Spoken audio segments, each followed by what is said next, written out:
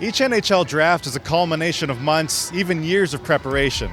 The 2025 edition is no different, and it could be one of the most important drafts in Predators franchise history. Part of that preparation came in the form of the 2025 NHL Scouting Combine earlier this month in Buffalo, and if the draft is the final exam for a scout, then the Combine provides one heck of an opportunity to form a study guide. All year we're watching these guys on the ice, the area guys, get to really interview these guys all the time during the year and all that, and they know them. So it's good for Jeff and I and Barry to kind of come in and just kind of put a face to some of these guys. At the end of the day, we kind of know the player, we know and then you just find out stuff, family stuff, and then the more you talk to the kids, they just come out and they tell you stuff that you wouldn't get when you interview them at the rink and stuff. So it's pretty cool. It's a good opportunity. And like I said, everybody's done a lot of work that goes into this, and we're determined to make it pay off. We're talking to coaches and people around these players, the meetings that we've had, all the conversations.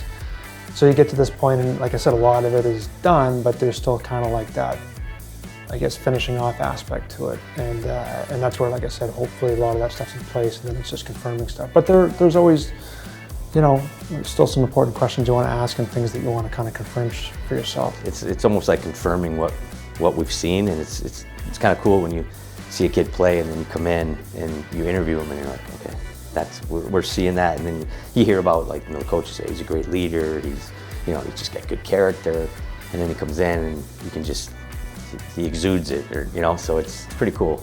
What is Nashville's plan in the final few weeks of preparation leading up to the draft? And what is the strategy once they're on the clock and ready to make the pick? We've had our spring meetings, put a lot of things in place. Combine is here. We'll have a handful of meetings, Zoom calls, what have you, with the staff to kind of continue to tighten things up. And then we'll get to Nashville a few days beforehand, the week of the draft, and have our final meetings and all that to kind of get things squared away. I mean, a lot of the work is in place in terms of building your list and what have you, but there's still some work to be done there.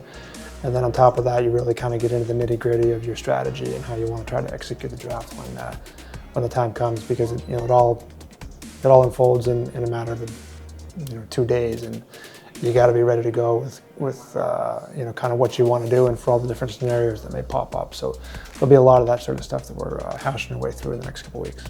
You're looking at your depth chart and you're like, okay, we got a lot of right wingers, and at some point we're not going to be able to sign everyone, so you got to. There is a little bit of strategy with, okay, maybe we go with a position type player. We always try to take the best player available. We try to stick with that model of taking the best player, but the needs and different types of players certainly factors in. Maybe sometimes things are very close between two players and you start to talk more about that. But I think that it's very hard to get top talent. So I think that's probably the focus, to get the best player. But the positions and the needs is certainly part of the whole conversation. Even though the Preds may not have won the NHL Draft Lottery last month, number 5 overall is nothing to be disappointed about, and Predators staff are rather pleased with the caliber of player who should be available to them in round 1. The top 10 or so are very good players, a lot of different types of players. Great character amongst all these guys, which is always that's what you want, obviously, as well, because you're hoping that you get not only a great player but a real leader and culture player for your organization for a long time. And I think that we're in a good spot to get that.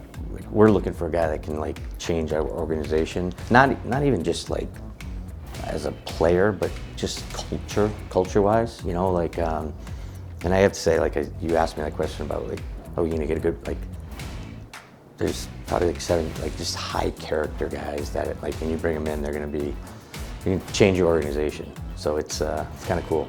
The last time the Preds had a pick this high in the first round, 2013, when they took Seth Jones at number 4 overall. Number 5 this time, plus 4 picks in the top 35, make this one of the most consequential drafts in franchise history. And the goal? Find the next star player who will eventually help lead Nashville to hockey's ultimate prize. Reporting for the Preds, I'm Brooks Bratten.